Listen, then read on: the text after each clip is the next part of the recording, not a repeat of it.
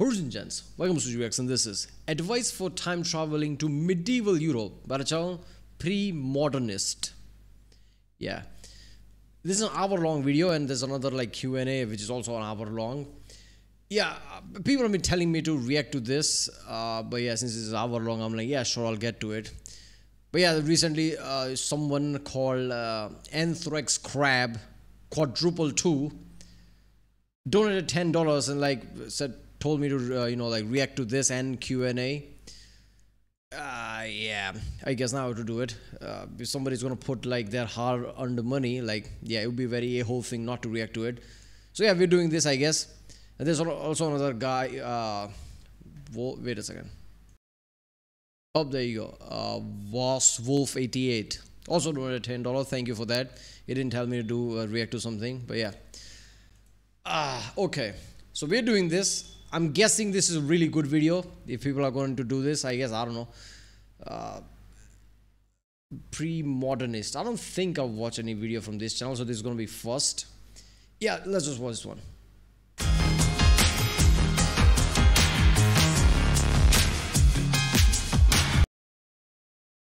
This is because you've recently acquired a time machine and are thinking about visiting Europe during the Middle Ages. It's an interesting choice, but it will present you with some challenges. So I'm going to give you some advice here, what to look out for and some things to think about before you go. This can't be comprehensive. You'll have to do a lot of your own research, especially about the particular time and place that you're going to go to. But consider this a jumping off point. First of all, let me get a couple of caveats out of the way. The Middle Ages is a long time, and Europe is a pretty big place. So I'm going to restrict what I'm saying here to the Central Middle Ages, which is about 1100s through the 1300s. And I'm going to talk about what kind of that core area of what English speakers usually think of when they think of medieval Europe, which is England, France, Germany, kind of northern Italy, that area. Also, I'm going to assume that you're going to be visiting a medieval town when you go, and that's because if you're visiting a rural area or a small farming village, it'll just be harder to explain why you're there hanging around looking at people if you don't know anyone there. When in Rome, it's not necessarily. If you're gonna visit medieval Europe, might as well check out the towns. Why not? Or yeah, okay. I'm guessing this guy's an expert at that. This is gonna be very interesting because I think my cynical and dark view of things might be true here. I'm assuming that's what's gonna happen. That's why this is gonna be really interesting video.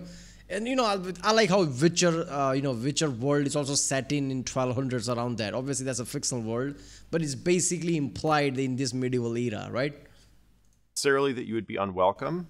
Actually, you'd probably be very welcome. They'd be very curious about you, but yeah, and there's not as much to see. So I'm just assuming you're not going to visit a village. Also, visiting a castle is not really a good option because that's really not a place that you can just wander in as a rando and poke around and look at things. Yeah, that's like saying like you can't walk around Area 51 or some military base. Of course you can't.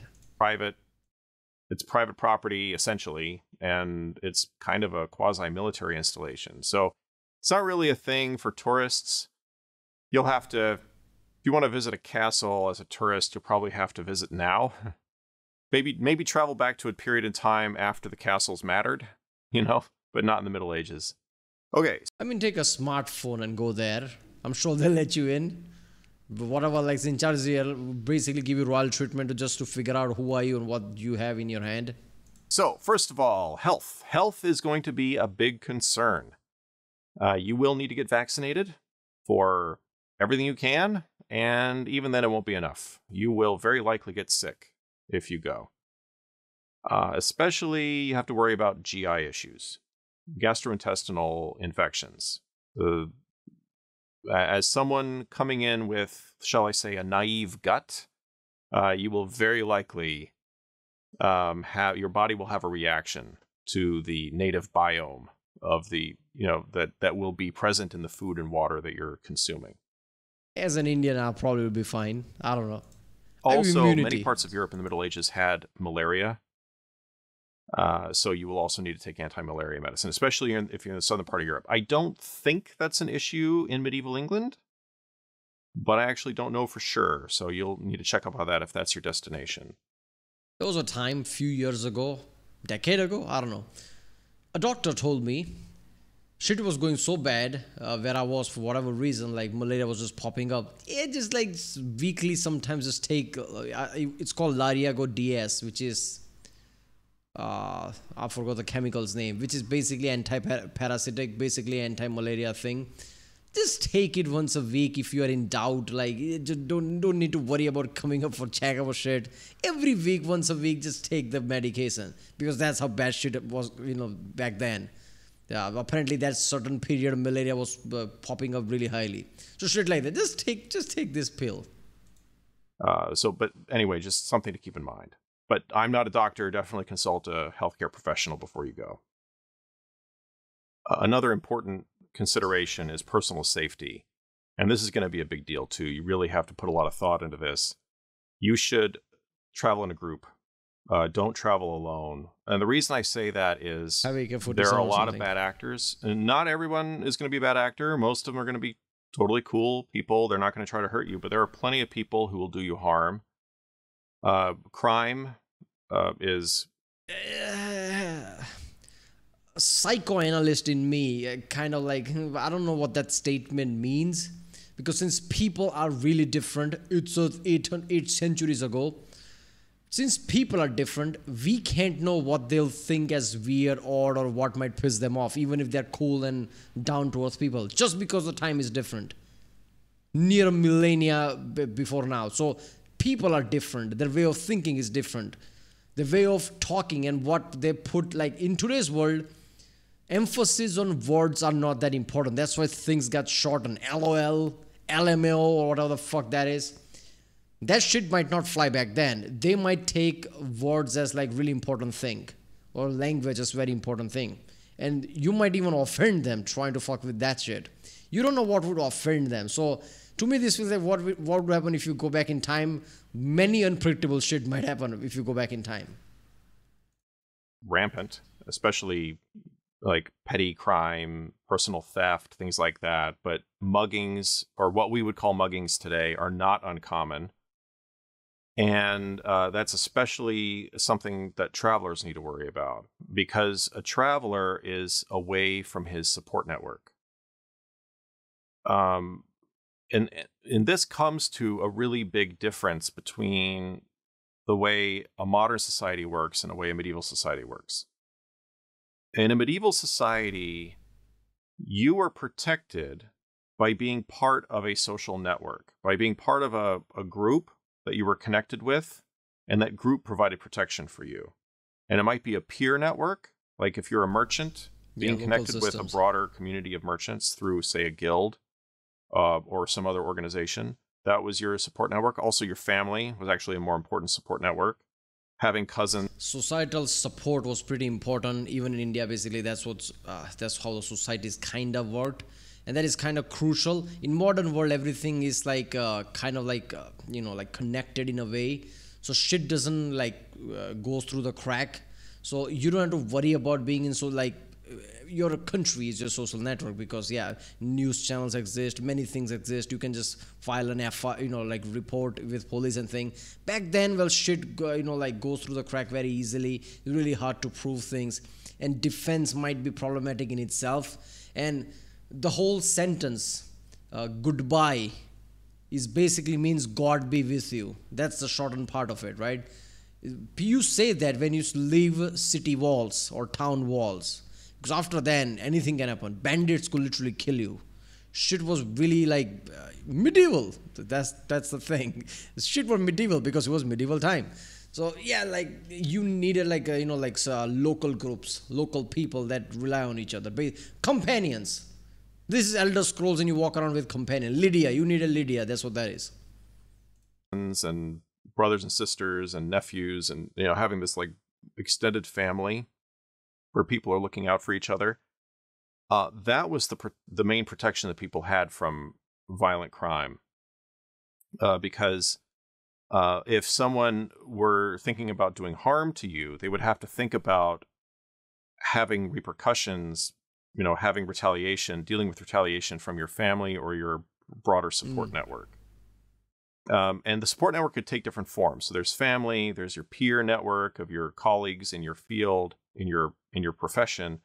There's also hierarchical support networks, like households. So if you're a member of a nobleman's household, then then if someone were to mess with you, they knew that they were going to possibly have to deal with your entire household, or the nobleman that you were a part of. When you took on work with somebody, you were considered to be under their protection. A serf in a rural area was considered to be under the protection of the lord that he worked under. All relationships in the medieval world, in medieval Europe, worked in these kind of ways where people were enmeshed in social webs with each other. And no one was an individual. Everyone was part of a group, and actually of multiple groups in different ways. And that was that enmeshing of the social network that held society. Basically, how India had caste systems. You can find similarities like that in every society, but in a different meaning, right? India governed itself through caste system, which is fucked up, which is a whole other level of fucked up. But yeah, similar kind of thing. Like there were groups and things. Like it's really hard to fuck with that. If you try to screw with one person like who's like nothing, no one, like no one's gonna care about it. But if you like screw with a person that is a lot of people are attached to, and there is like a saying goes with it, like if you like harass this person, the group of you have to deal with the whole group type of thing. So yeah, shit like that happened a lot because it just emerges like that. Enough people harasses enough people that groups form like that. It just makes sense. Together, and from that arose a lot of the practices and a lot of the kind of issues that you would come up as a traveler. I'll be getting to some of these issues later on in the video. But one of these considerations is people in the Middle Ages had a deterrent against crime, in that, at least violent crime. It wasn't a perfect deterrent, but in the case of a roving band of bandits or thieves or whatever who might want to try to take advantage of you, beat you up in the road and take your stuff, they would do that if they thought they could get away with it, if they thought they didn't have to worry about retaliation. Yeah. So traveling alone wasn't usually a good idea. And that would vary actually from place to place and time to time, especially if you have a situation where there were some periods of time in the Middle Ages where if there were a lot of famines, or if there was like a succession of bad harvest years that drove a lot of people into destitution, drove a lot of people out of the countryside into the cities looking for a better life, and then they get to the city and they can't find anything to do there. They turn to crime. So certain times, certain periods of time, certain places, crime, and the threat of violent crime was higher than at others. But anyway, just be on your guard all the time. So travel in a group. Don't go by yourself, because if you go by yourself, you're a target. It's really common in the Middle Ages for people to carry protection, and you should definitely do that. Carry a dagger, learn how to use it. If you don't know how to use a sword, don't bring a sword because you don't want to. Because you won't know what you're doing. But so true. A dagger or some kind of knife. That is so true. Like I've heard a lot of people saying, a lot of experts, like you don't want to use the weapon that you don't know, because you're basically giving that weapon to your enemy who will use against you. So don't do shit that you can't handle. Like there is no dead weight when it comes times like this. So I'm gonna bring sword. I don't even know how to move that thing. Like that's just stupid. At that time, use fist. That's better. Something to help protect you if someone attacks you physically. Another thing to think about with regard to safety, even if you're not personally attacked, your stuff's likely to get stolen. You don't do that now. Keep your valuables on your person at all times. Don't ever leave them unattended. They will get swiped. Guaranteed. And the thing is, if someone stole your stuff, there was no getting it back. It was almost impossible to recover stolen goods. Oh, I get okay. Unless it was like... He means, and every single time, not even in your home, if you have a home there. Like, if you somehow bought home here by doing bounties and like finally getting a home in Whiterun. Yeah, I'm leaking Skyrim.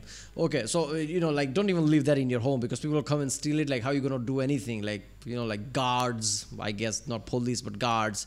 Oh, yeah, somebody stole your sweet roll. Yeah, we'll get on that.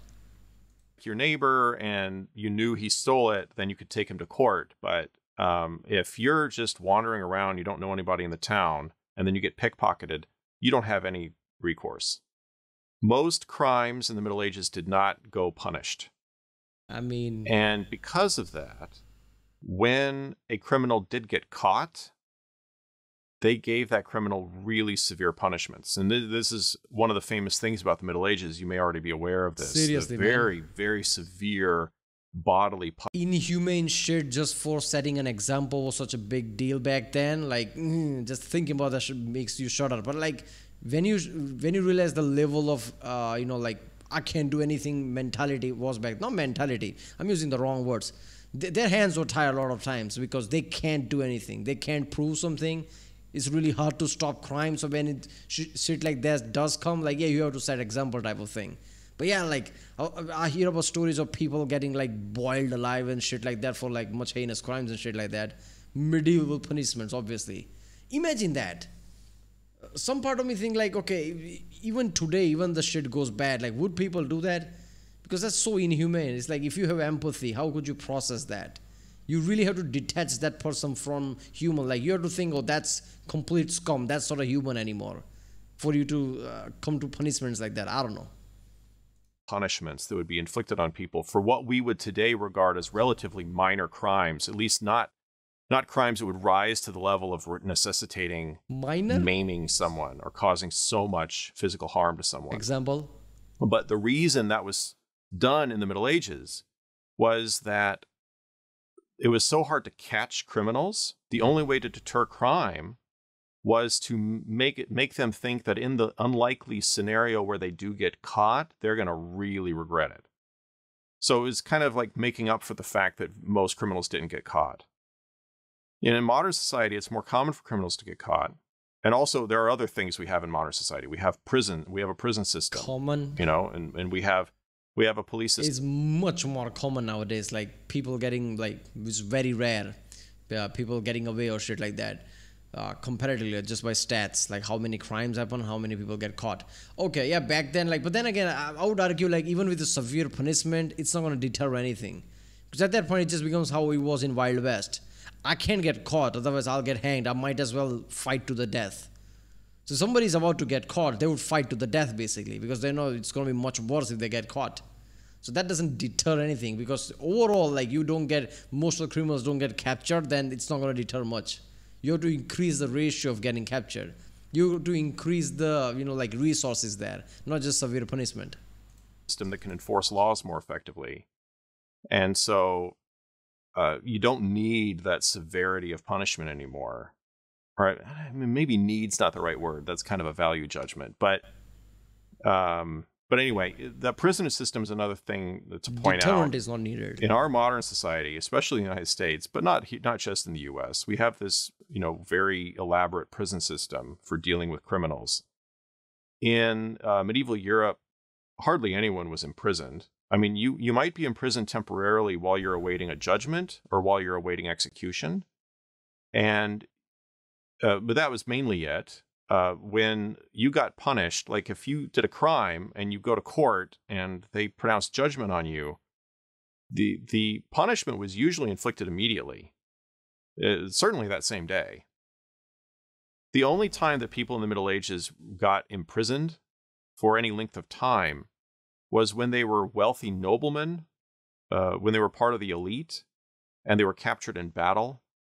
Then they would be held for ransom. They would be held until such time as their family could pay a bunch of money to set them free. And so holding them in prison made sense because they were going to get a financial reward from holding that person in prison. General imprisonment of like the general population of criminals in general did not make sense from a financial standpoint. Remember, medieval. Not in any standpoint, because if you're willing to punish as a society, if you're willing to point a blank punish, like whipping, what is that called when you like put somebody in that thing that closes, throwing tomatoes and all that shit. If you're willing to punish people as a as the overall punishment, you don't need jail time, because we have jail time because our law system is not for punishment, right? is to determine if somebody is fit for the society or not. If somebody gets jailed 10 years, that is implied that that person is not fit to live in society. That's the judgment that has been passed. And they've been put in jail for 10 years. So after 10 years, they can be rehabilitated. So they are fit for society. They're not there to as a like a revenge or punishment mentality. Even though that's how it could work sometimes, that's not how law works right now, right? It's not a punishment. It's like you're not fit for society. But back then it was punishment. You get whipped, you get this, you get that. Why put people in jail when you can just do that type of shit? That's what that mentality was. Medieval societies were extremely poor by modern standards. There was far less wealth in the economy, and governments had way less wealth than modern governments do. And this was true of medieval Europe. It's not just true of that. It was also true of larger, more powerful empires and states in Asia. Even though they were richer and more powerful than European states at the time, like China and places like that, they still were very poor by modern standards. So it would be impossible for a medieval culture to have a prison system and have that be the way they punish people. Now let's talk about money. You will need to bring money with you. People in the Middle Ages used silver coins for everything. So that's what you have to bring. Now, different coins had different amounts of silver. Some mints would introduce more impurities or less impurities into the silver content, so the silver would vary in purity, and that affected the value of the coin. So different places, actually everywhere in Europe had the same denominations. There were pennies, shillings, or I guess I should say pence, shillings, and pounds. And it was 12 pence to the shilling, 20 shillings to the pound. Yeah, this thing has always confused me, okay? 1 shilling means 12 pence, and 20 shilling means 1 pound. This is imperial system, obviously. Okay, pounds, 20 shillings, 12 pence. All right. This is interesting. That's how it worked everywhere. That will sound familiar to English speakers. If you're from Britain, if you're old enough, you'll remember prior to decimalization, that's how British currency worked. But that was also how currency worked elsewhere in the area that we're looking at. In France, Germany, and Italy, they all had these same denominations with the same amounts. So, and they had different names for it, of course. So in Romance-speaking areas, pennies were called denarii. Well, it comes from the Latin word denarius in Latin. So denier in French, denaro in Italian. Yeah, I like how Fallout New Vegas had that denarius. Yeah, there were multiple other ones as well. What was it like? I don't know, legionnaire or something like that. I'm pretty sure that was also currency. I don't know if that's a real one. In Germanic-speaking areas, they had some variation of the word penny, or in modern High German, it's Pfennig. But some like Pfennig, or they would call it some variation of that. But that was the base unit, and that was like the standard. That was like the unit of exchange. That was the penny. That was what people used on a daily basis. Shillings and pounds were never coined. I shouldn't say never coined, but rarely coined. Milan did have... Really? Penny was equivalent to $5? I always assume it's less than $1 for some reason. Have shilling coins, but pounds were never coined. You won't find pound coins. They were only units of account. So when accountants or whatever were keeping track in the books, they would keep track in terms of pounds, shillings, pence. But in your day-to-day life, you're only going to be working with penny coins, silver pennies, and half pennies, and quarter pennies, and stuff like that. That's like the normal currency of exchange. I mean, that kind of makes sense. A pound is still it's something, right? Like a dollar menu, a pound menu. Even today, that's relevant. If you're at a point where you're your country and your currency is 100 pounds is by minimum thing you use for something, then you would think okay, why was pound too much? But even to this day, a pound or $1 basically equivalent, that's entire menus, right? You can buy a food item for just one of that. So way back then, yeah, pound must have been just through inflation and shit, that must have been why would you use pound for anything? You use smaller currencies. But because the silver content could vary from one place to another, pennies in different places had different values relative to each other. They had different exchange rates, and the exchange rate was based on the silver content within the penny. And so when you travel to an area like you'd go to another town, you would have to change your coins for local, you'd go to a money changer and change your coins and to get coins that local merchants would recognize so they would know what the value of that was. Every town of any size would have money changers. That was a standard institution. That's not the kind of thing you would find in a rural village, but towns will have it. Okay, now, where should you sleep? Yeah, even I'm small enough to remember, like you heard of rupees probably, that is in India, but there's also smaller currency than that, pesas or pesos. I don't know how people remember it, but something like that. 50 pesa is like half of 1 rupee. So I still remember like 25 pesa, like that is like one toffee for it. And I remember like this way longer, I guess 20 years ago or something.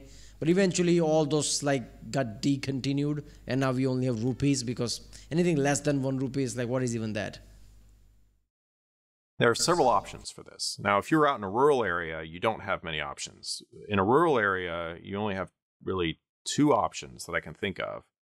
Either you can stay with somebody, say in a private home, and that would be like a very common thing. That would be like for a traveler, you're passing through people. What will happen? I know I was going to talk about towns. Let me just talk about a village for a second.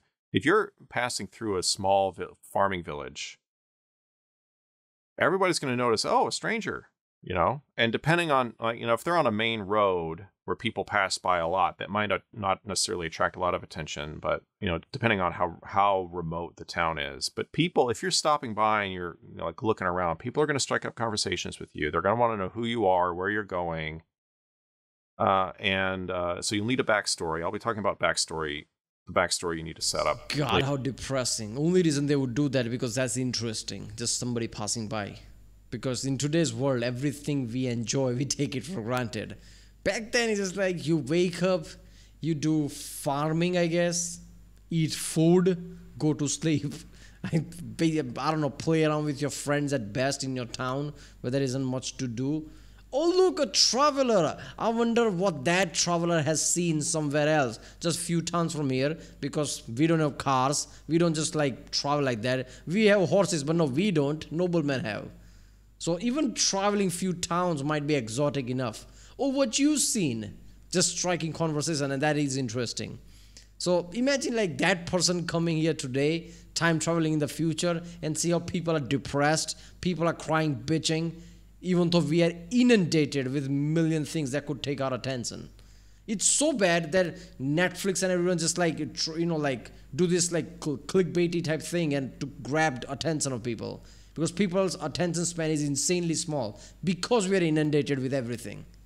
Like we can't even pay attention to things. That's how, because we'll jump from one to another because that's how many things are there. Later on in the video. But people will be interested in you because people enjoy conversation. The idea of having a conversation with somebody they haven't had a conversation with before, that would be very attractive. Remember, people in the Middle Ages didn't have TV, no movies, no internet. So, they have to make their own entertainment by talking to each other. That was a lot of what they did. And so having somebody new to talk to and to hear news from, also, there were no newspapers. The way you got news was by talking to people. Talking to people who traveled through, talking to someone like maybe you have a neighbor that went on a pilgrimage. He comes back. You want to hear all about the place he went to. That's how news traveled in Europe. Now we have Instagram for that. That wasn't just there.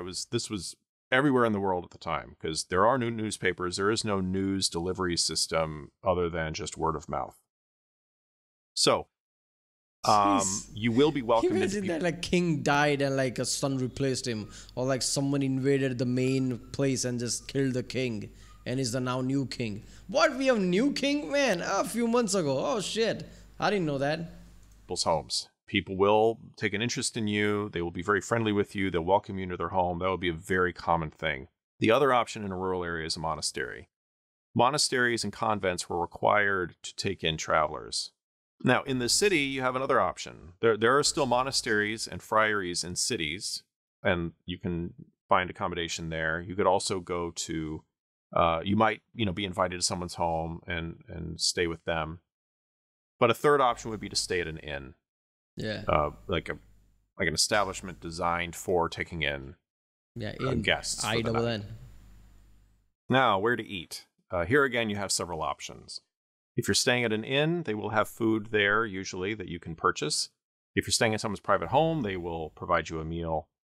Another option is cook shops, which are basically little takeaways or takeout joints. They'll have a counter facing the street. You walk up to the counter, and you can order your food, and either they'll make it to order or they'll have pre-made food they can sell you. There's a variety of food you can buy this way, especially food that like packs well and you can carry with you, like pasties, that kind of thing. What their fast food like that? Because kind of what it is, right? Like you just take a food, get the fuck out of here. Maybe not fast food, but still, like it's like stalls and things. Tacos level shit. They're going. I didn't know that. And then another option would be a weekly market, where once a week, farmers or vendors from the area will come in and you can buy vegetables. Once a week? In season. Everything's in season in the Middle Ages. You can't ever buy anything out of season. I mean, yeah. But depending on what time of year you're there, that's another option. Are these fresh? What else option is there? Of course they're fresh, otherwise I would throw them away. Oh yeah, there is no refrigeration. Okay. Okay, now let's talk about the language barrier. And this is a bit of a tricky situation because every small region had its own language or dialect, depending on what you want to call it. And so what language you prepare for, what language you study before you go, depends on where you're going to go. Although we don't have good learning materials for every single language and dialect as it was spoken in medieval Europe, most of the language materials we have for medieval languages are for languages that got... If you read what Shakespeare was writing, that shit is insane. Like, what is that even the same English? Isaac Newton, I read his thing, and it's like really hard, man, because language is different. And that's just few centuries ago. This is 8 centuries ago. Imagine that shit. Imagine like pre-Shakespeare and all that shit. What is the language going to be even? Like, how are you going to say, how are you going to understand it? A lot of literary work done. So take French, for example.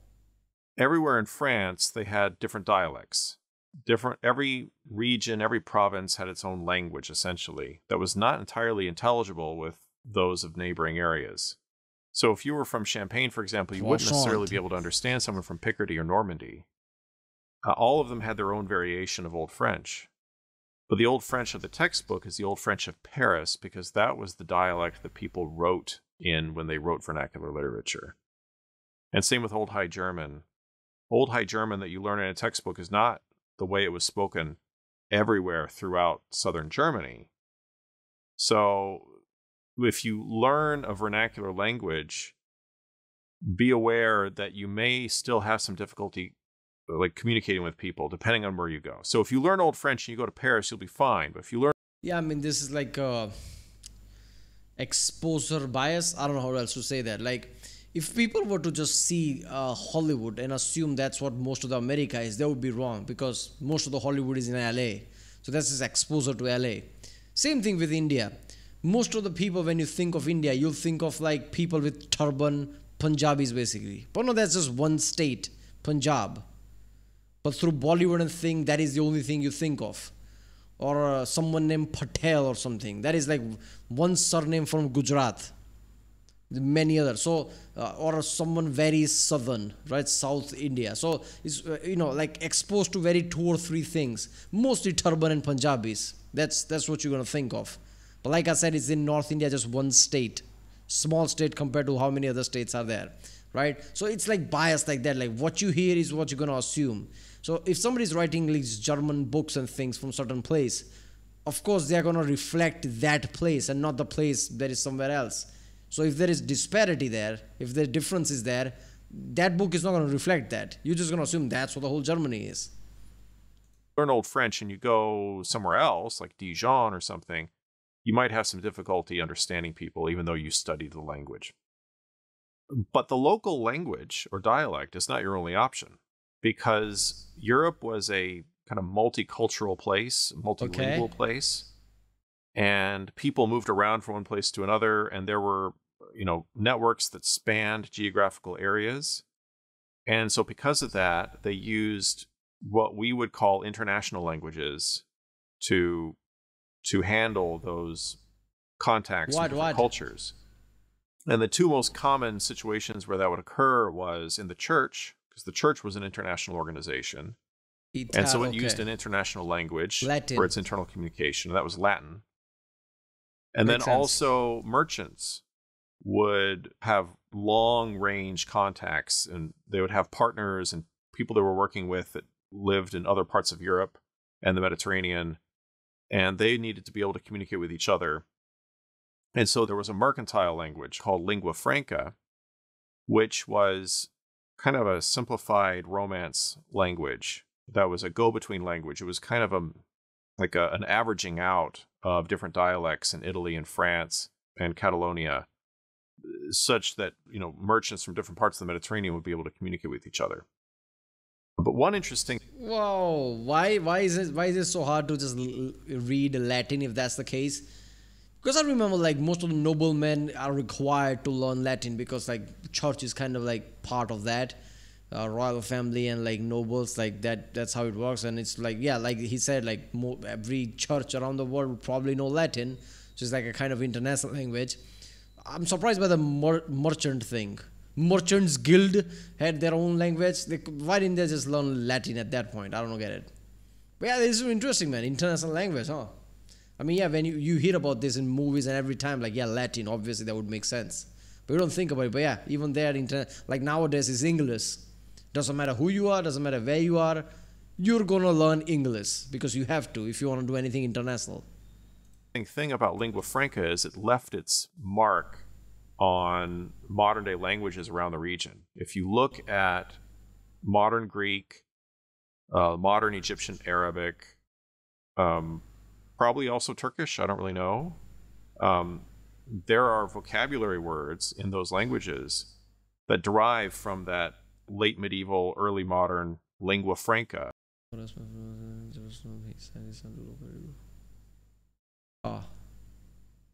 of the merchants of the Mediterranean. So anyway, if you're presenting yourself as a merchant, then knowing lingua franca would actually work out for you because you'd be able to, you know, communicate with people in different cities, and you should be okay.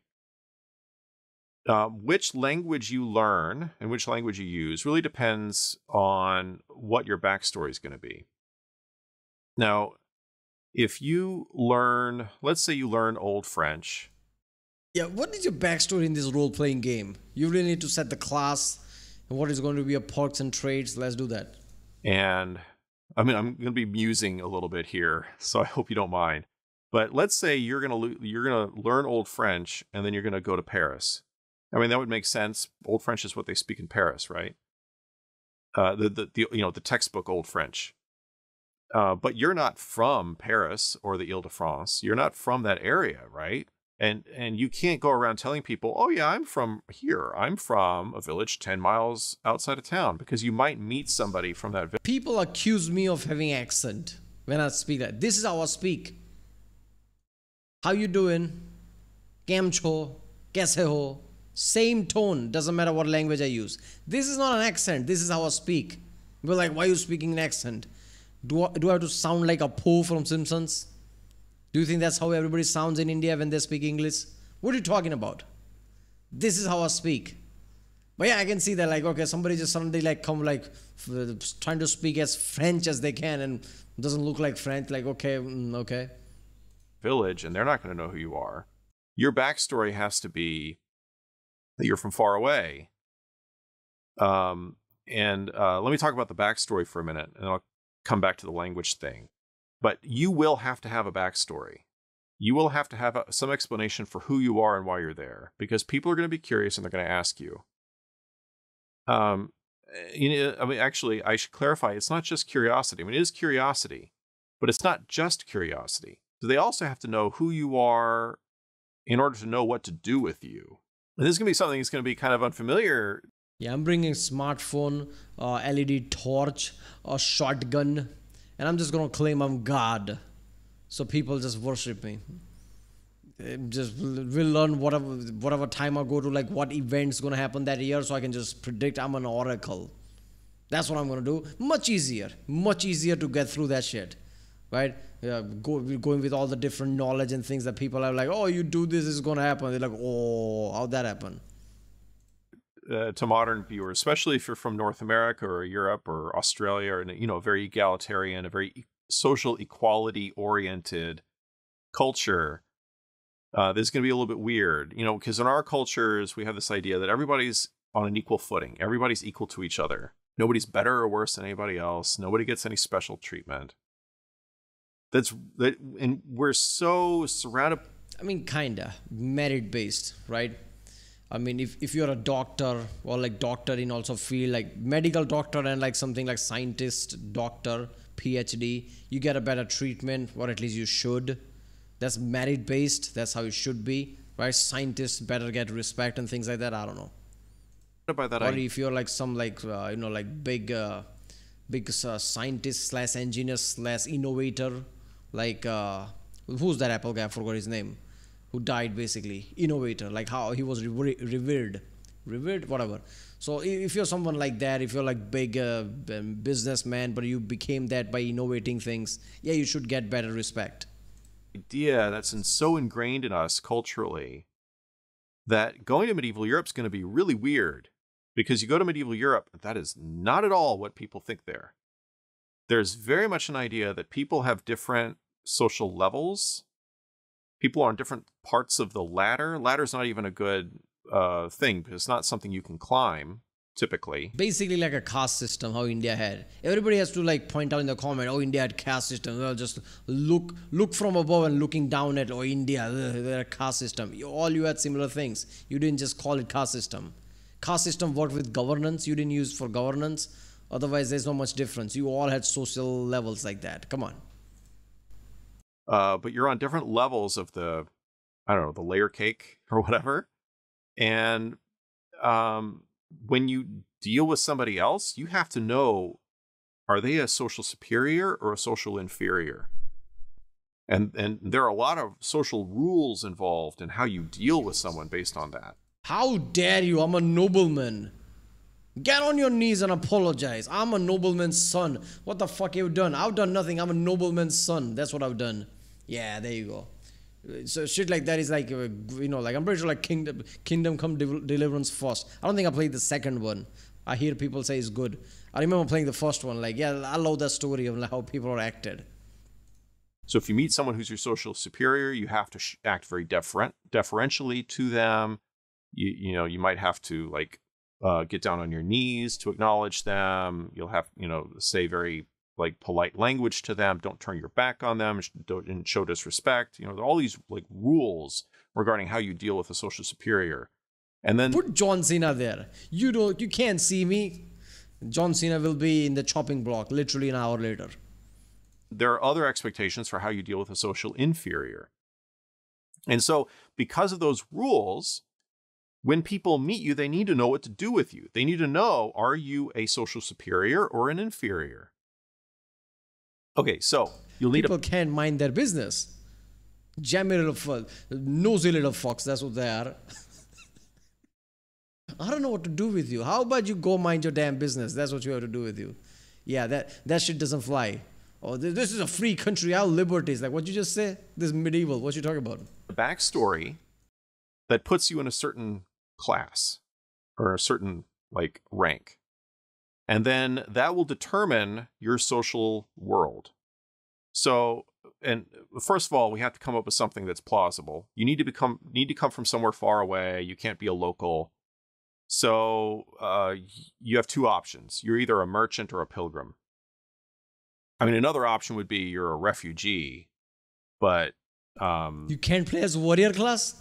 I always play as a warrior class. That's disappointing. That's not a good idea. People might try to take advantage of you. So go with either pilgrim or merchant. Or I guess you could try to do like, I'm a churchman. You could do that. That would be interesting. I mean, if you know a lot of Latin, if you're good at Latin. Yeah, but you get caught, wouldn't you? Aren't church localized a lot?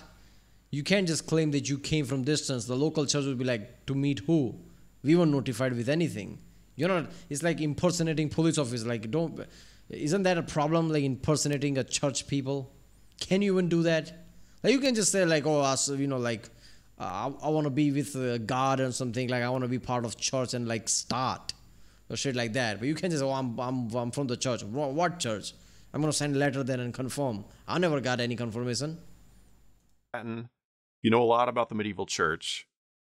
You might try to pull that one off. Be a cleric. But pilgrims could be anybody.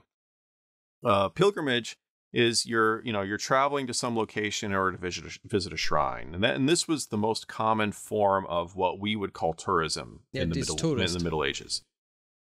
There are a variety of shrines all over the place in Europe, but there are only a few locations that would draw pilgrims from a long distance. So Santiago de Compostela is very famous. Rome would be another location. Paris would be a fair location to draw pilgrims from far away. Canterbury is, of course, a famous example from English literature because of Chaucer's Canterbury Tales. Cologne in Germany, I guess probably Vézelay, and there are different locations where that would be the case. So if you're visiting a town that would be a major pilgrimage site, that could be one thing. Or it could be on the road to a pilgrimage site and you're just stopping by for a few days. That could just claim you're going to Jerusalem and it's a long ass pilgrimage. Like you can go any place in Europe because you can technically go to Jerusalem through any place in Europe. So there you go. Your backstory. You might not even be visiting. Let's say you could visit Paris and tell everybody you're on the way to Santiago and you're just stopping by. And that would be a totally legit backstory. People would totally buy that. Merchant is another thing. But then with a merchant, you've got to have a backstory about what do you trade in, where is your family located. And I'm a merchant. All right, give me shit. I have nothing. So what merchant are you? So that doesn't really work. And who are your contacts in this area and stuff. So that might be a little bit trickier to do. I personally would go with. I'm a builder, so I will. What are they called? Masons. Who are the carpenters? Like because you had wood houses, you just say we are carpenters, implying you build houses, right? In here, carpenter just mean like anybody who does furniture and things because it's city, like there's no wood houses here. So yeah, builders like we like back then, like what would you have like made without like there's no cement or shit like that. So yeah, carpenter. I would just say like yeah, I'm a carpenter. Pilgrim, I think. At least I know something about that. But then you've got to decide then, of course, you're traveling with a group, right? You're not by yourself, but you got to decide what is your role in the town you came from. Are you a peasant? Are you a manual laborer? Are you a craftsman? Do you have some trade or profession? Whatever that is, research what the clothing would be for that person and wear that. And then whoever you're dealing with. So you're telling me I can't pretend to be a smith wearing a Daedric armor? Is that what you're saying? You're saying I can't be dripped with complete metal armor from top to bottom and do smithing, do alchemy. Interesting. Whoever you're interacting with in the city, those are the people that you would most likely have long conversations with. Those are the kind of people that would invite you into their homes and want to make friends with you and talk to you. So decide ahead of time who it is in the city you want to be hanging out with. And if you come into the city as in the guise of a wealthy merchant, you're basically not really going to have much interaction with the hired help, or with the servants or with manual laborers or any of that. You're not going to have too much interaction with nobility. You're really just going to be dealing with other merchants, especially merchants of your class, especially merchants who. Hey, how you doing? The fuck is that? What is that? Oh, that's called peasant, sir. Peasant. Ugh. Get it over from me. That's noble right there. Deal in the same item that you deal in, which again is probably an argument against doing that because then you really have to know what you're talking about. Oh, I'm a silver merchant. Oh, I am too. I gotta let's have a 20-minute conversation about trading silver in the Baltic Sea. And I'm like, oh boy, I'm not ready for that. So I was about to say that silver merchant, isn't that a currency? It's like saying, what are you, bank? What are you? Think about the backstory. And then coming back to language, your choice of what to do with how to prepare your language skills for come into this. If your backstory is going to be that you're a church guy, then you'll need to know some Latin. Not necessarily fluent. Not all clerics were fluent in Latin, but they knew enough Latin to get by. And Latin's not easy either. Like if you see today, like how Latin works, it must be hard. But then again, like old English and things like that was also like kind of like heavy on the mouth, and people learn that. Chinese is probably like hardest language right now, and China had 1.4 billion people. Have 1.4 billion people who speak it. So yeah, it's the hardest language. It is spoken by one of the most people, I guess. I don't know, but yeah, it could be some of the hard. Like you have to learn Latin. They knew enough Latin to communicate with each other.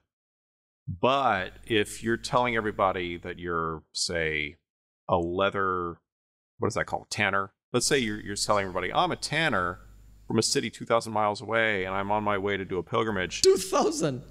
If you know a bunch of Latin, that'd be kind of weird. Or if you're showing off your Latin skills, people are like, why does a tanner know Latin? So be aware of that. The fuck? Wait a minute. It's like, that TV show American, what was that like? American Spy? Where Soviet spies came to America, became a spy and started family. You need to like sleeper agent level shit. You need to learn like psychology so you don't screw up. Otherwise you can't do this. Because you would be technically a sleeper agent at that point. You're a modern guy trying to implement yourself into this everyday life of medieval Europe without telling them who you are. And people are used to meeting people from different places that have different dialects. So they're used to dealing with language barriers. So don't let that stop you from talking to people. And people are going to definitely talk to you. They're going to find out what's your trade, where are you from. They want to get a sense of not only what's your social rank in relation to them, but also who's your social network in the town. Being socially awkward. What was it called? Like, what is it called? The guy who doesn't speak to anyone. Introvert? Yeah, introvert. So being socially awkward and introvert is not on the table. It's not allowed. People make sure you're not that. They will literally come to you, grab you, and talk to you, basically. That makes sense, I guess. We really think about how medieval Europe worked. That's kind of a necessity. So yeah. Who were you connected with in the town? And they need all that information to know like how they should interact with you. And if they find out that you're a complete naive person who has no idea what's going on in medieval Europe, and you don't know anything, then get ready to get swindled. All the shop owners are going to see you as a mark and rip you off. Oh, that's something about shopping. I didn't mention shopping earlier. All shopping is haggling. Hold up, there must be morality there. Because these are Christian countries in the end, and certain Christian values should work. Not all shop owners would be like that. I'm sure somebody would be like, why are you such naive? Come here. Like, I have to teach you one thing or two so people don't rip you off. Because Christian values have to implement somewhere. I don't know. It just makes sense to me. But then again, it depends like how bad the situation was. If people are like barely, getting by, and people like near starving because situation is not great, they're not going to care about you at that point. They're just going to think about, oh, easy mark or something. Makes sense. I don't know. I don't know how societies can degrade if like back is against the wall. I don't know that, but I can imagine. But to me, it feels like some people must be there like, we are Christians. We have Christians. It says in the Bible, like we have to like help. So they might just try to help you rather than just completely swindle you. I don't know. You know what? I'll stop here. I'll do second part later on. Half of video. It's already a near hour-long video. Yeah, I'm glad, people told me to react to this, and that guy literally forced me to react to this by giving $10 or whatever. This has been really interesting. I'm surprised that a guy sitting in front of a camera just talking like this is going to be this entertaining. It's nearly hour-long reaction. I didn't even notice that, right? It's like, oh, fuck me, it's hour. This is really, this channel is really good, right? I hope he does more and more videos like that because, yeah, it's just 1 year, but 5 million views for a guy talking for an hour. That's a big thing. So this is good, like, overall medieval thing, right? Like, it's kind of like what you imagine, but, like, some of the things are really interesting, right? Silver thing is, like, I thought gold would be, but then again, gold would be scarcity, right? So silver, yeah, I'll weigh you in silver. I remember hearing those kind of terms and things, so it makes sense. But, yeah, it's really interesting. Right, well, I guess I'll see you next time.